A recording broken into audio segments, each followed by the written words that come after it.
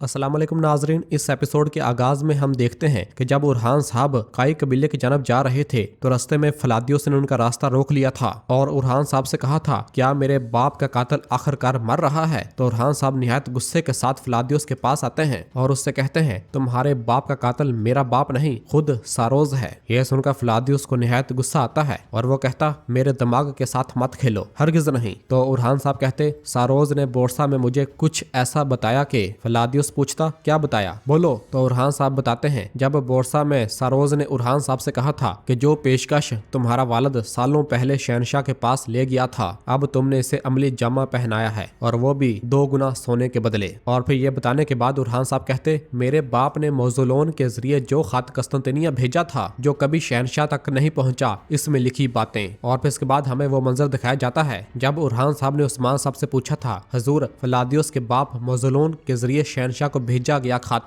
इस खत में क्या लिखा था? तो उस्मान साहब ने बताया था, मैंने पेशकश की थी कि जंग के बगैर बोरसा जो एक दिन काइयों का वतन बनना ही है, 30,000 सोने के सिक्कों के बदले हमारे हवाले कर दिया जाए। मौजुलोन की मौत की वजह से मेरी ये दरख्वास्त शहनशाह तक कभी नहीं पहुंची। और फिर इसके बाद उरहान साहब फलादियोस को बताते हैं, अगर तुम्हारे बाप का कातिल सारोज ना होता तो वो कभी नहीं जान सकता था कि इस खत में क्या लिखा है। ये सुनकर फलादियोस सोच विचार में मुब्तला हो जाता है और निहायत परेशान हो जाता है और फिर गुस्से से कहता, सारोज जिसने बरसों बाप का किरदार अदा किया, जिसने मेरे दिल में तुर्कों के खिलाफ इंतकाम का बीज बोया, अगर तुमने मेरे बाप को कत्ल किया है। और गुस्से से पागल हो रहा होता है और वहां से जाने लगता है। तो उरहान साहब कहते, फलादियोस अगर तुमने अभी सारोज का सामना किया तो हम हेक्टर का सुराग खो देंगे, हम इसके मंसूबों को नहीं जान पाएंगे। तुमने सही सुना, सारोज उसी का पालतू है। बोरसा से इसका फरार होना, तशद्दुद करके हमारे सामने फेंका जाना, ये सब एक मंसूबे का हिस्सा था। याद रखना, हमारा इत्तेहाद तब तक है जब तक हम इन्हें सरहदों से निकाल नहीं देते।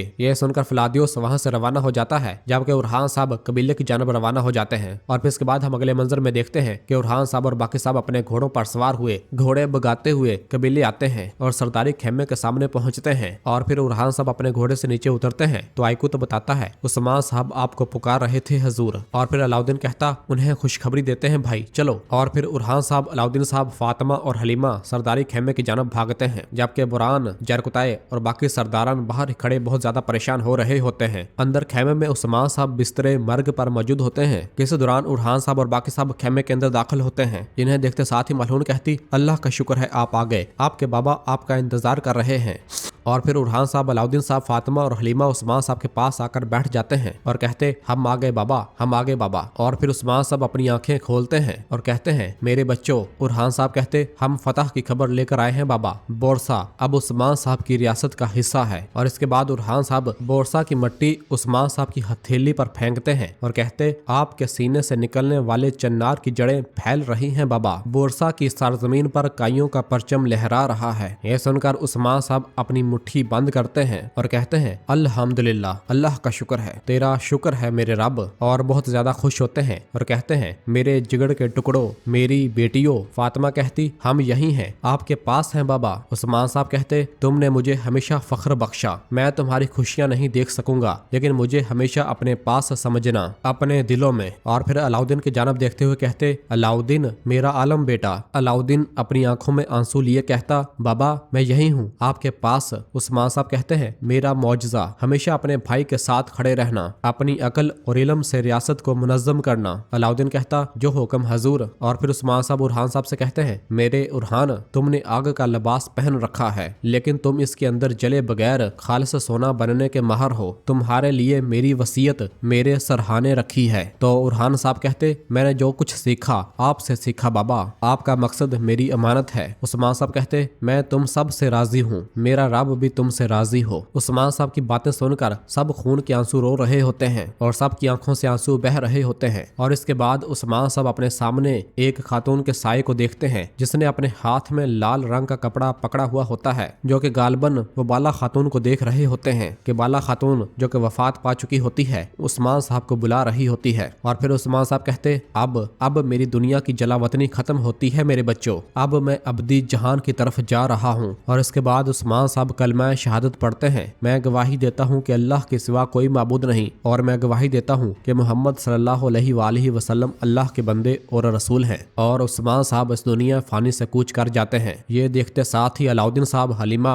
और बाकी सब ज़ारो ख़तार रोने लग जाते हैं और अपने बाबा बाबा पुकारते हैं। जबकि इस दौरान गोंजा और नीलोफर भी भागती हुई वहाँ पर आ जाती हैं और वहाँ बैठकर रोने लग जाती हैं और बाबा बाबा कहकर पुकारती हैं। उरहान साहब कहते, इन्ना लिल्लाहि व इन्ना इलैहि राजिऊन, हम अल्लाह ही की तरफ से आए हैं और उसी की तरफ लौट कर जाना है, और उठकर साथ वाले खेमे में रवाना हो जाते हैं। जबकि अलाउद्दीन साहब और बाकी सब ज़ारो क़तार रो रहे होते हैं। उरहान साहब सरदारी खेमे में दाखिल होते हैं, जिनका दिल बहुत ज्यादा रंजीदा होता है और वो अपने दिल पर भारी बोझ लिए तख्त की जानब देखते हैं और अपनी पगड़ी उतार देते हैं और जाकर तख्त पर रख देते हैं और उसके पास बैठ जाते हैं और कहते, मेरे बाबा, मेरे उस्मान सरदार, मेरे बाबा, काश आप अपनी आंखों से बोरसा को देख सकते। इस दौरान नीलोफर भी सरदारी खेमे में आ जाती है और उरहान को देखती है। उरहान साहब कह रहे होते हैं, आपने हमारे लिए एक रियासत छोड़ी, आपने हमारे लिए आला इखलाक और जहाद की मिरास छोड़ी है। मुझे हमेशा फख्र महसूस होता है कि मैं आप जैसे बाप का बेटा हूँ। आपको कोई शक न रहे कि मैं इस रास्ते से कभी पीछे नहीं हटूंगा जिसका आपने ख्वाब देखा और हमारे लिए मकसद बनाया। आप मुझसे हमेशा कहते थे कि साबित कदम रहो और अपना सर मत झुकाना, लेकिन आज मुझे माफ कर दें बाबा, मुझे मेरा गम और दर्द जी लेने दें। मैं उस्मान का बेटा उरहान गाजी, मैं वादा करता हूँ कि आज का दिन मेरा और आने वाला कल रियासत का है। और उरहान साहब ज़ारो क़तार रोने लग जाते हैं।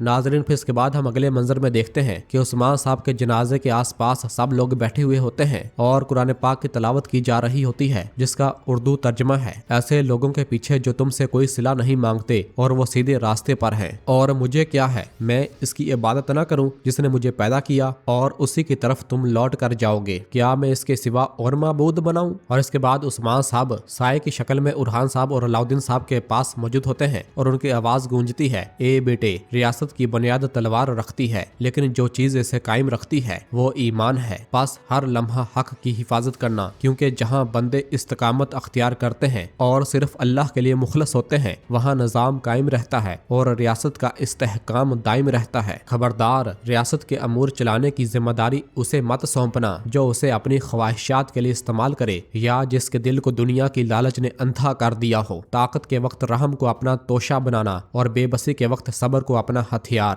क्योंकि सब्र तलवार से ज्यादा तेज है और रहम किलों की दीवारों से ज्यादा महफूज है, ताकि जब अवाम तुम्हें देखें तो खौफ महसूस न करें बल्कि वो तहफ़्फ़ुज़ का एहसास करें। याद रखना, वो रियासत जो अपनी राया को खौफजदा करती है वो इस पर आने वाली पहली ही मुसीबत में तबाह हो जाती है। जबकि दूसरे खेमे में मलहून खातून और बाकी तमाम खवातीन भी सोग मना रही होती हैं और मलहून कुरान पाक की तिलावत कर रही होती हैं और सबको फातिहा पढ़ने का कहती है, तो सब खवातीन हाथ उठाकर फातिहा ख्वानी करने लग जाते हैं। इसके बाद हम अगले मंजर में देखते हैं कि बुरान और बाकी तमाम काई सिपाही खेमे के बाहर मौजूद होते हैं और सब लोग बहुत ज्यादा गमजदा होते हैं। और फिर दुमरल उस्मान साहब का घोड़ा लेकर आता है। बुरान उस्मान साहब के घोड़े से जैन उतारता है और उस्मान साहब की गद्दी उतार देता है और घोड़े की पूंछ बांध देता है। और इस दौरान उस्मान साहब की आवाज गूंज रही होती है, इंसान इस रास्ते से पहचाना जाता है जिस पर वो चलता है। जो अल्लाह से नहीं डरता वो लोगों से भी नहीं डरता। जो नबी सल्लल्लाहु अलैहि वसल्लम के रास्ते से हट गया, इसमें ना वफा होती है और ना ही वफादारी। जिस पर लालच गालब आ जाए और जो जुल्म से अपनी परवरिश करे, उसे अपनी रियासत के साए तले मत रहने देना। मत भूलना कि हुक्मरानी घोड़ों की पीठ पर हासिल होती है, मगर रियासत सोच और तदबीर से कायम रहती है। फतह तुम्हें जमीन का मालिक बनाती है, लेकिन अदल और इंसाफ तुम्हें दिलों को फतह करने वाला बनाता है। जिस रियासत का दिल न हो, इसमें कोई बरकत नहीं होती। तैकफुर सारोज, शहनशाह की बेटी शहजादी अस्पोर्चा, दैफने खातून और तैमूर ताश भी उस्मान साहब के जनाजे में आया हुआ होता है। जबकि अंदर खेमे में सब लोग दुआ मांगते हैं और उस्मान साहब की आवाज गूंजती है, अपनी रियासत को जहाद पर कायम रखना, क्योंकि हक का रास्ता बंदों के नफ्स का तज़किया करता है। अगर तलवार को जंग लग जाए तो सुस्ती फैल जाती है और जंगजुओं की बसीरत अंधी हो जाती है। ये मत भूलना बेटा, तुम्हारे पास जो कुछ है वो सिर्फ अल्लाह का है, ताकि तुम इसकी राह में जहाद करो, निजाम कायम करो और दुनिया में अदल के साथ हुकूमत करो। और फिर इसके बाद सब लोग उठ खड़े होते हैं और बुरान उस्मान साहब की पगड़ी अलाउद्दीन साहब को देता है अलाउद्दीन साहब उस्मान साहब की पगड़ी को चूमता है और फिर इसके बाद खलील उस्मान साहब की तलवार उठाता है और अलाउद्दीन साहब उस्मान साहब की पगड़ी उनके जनाजे पर रख देते हैं और खलील उस्मान साहब की तलवार उरहान साहब को देता है और उस्मान साहब की आवाज गूंज रही होती है, तुम रियासत के सरदार और इसके कायद हो, तुम्हारा फर्ज इन सरदारों की हिफाजत है जो अल्लाह की रजा और तुम्हारी आवाम की देखभाल के लिए काम करते हैं। अपने खानदान, अपने भाइयों और बहनों को अपने करीब रखना, क्योंकि बिखरा हुआ खून रियासत के लिए कमजोरी लाता है और मुत्तहिद खून रियासत की शान बढ़ाता है और जिस जगह का इत्तेहाद टूट जाए तो वहाँ दुश्मन बगैर इजाजत दाखिल हो जाता है। और फिर इसके बाद उस्मान साहब की तलवार उनकी मैयत पर रख दी जाती है और फिर इसके बाद मलहून खातून और बाकी खवातीन सरदारी खेमे के बाहर आती हैं तो वहाँ मौजूद खवातीन